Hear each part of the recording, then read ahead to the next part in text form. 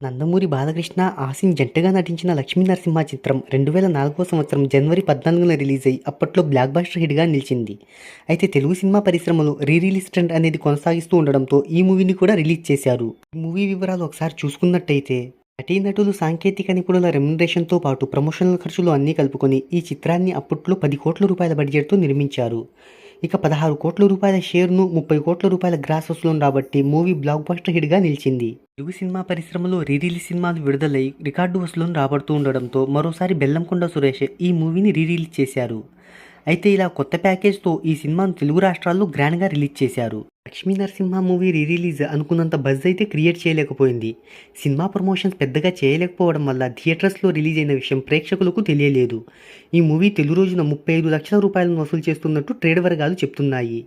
మరి ఈ మూవీ గురించి మీరేమనుకుంటున్నారో కింద కామెంట్‌లో తెలియజేయండి.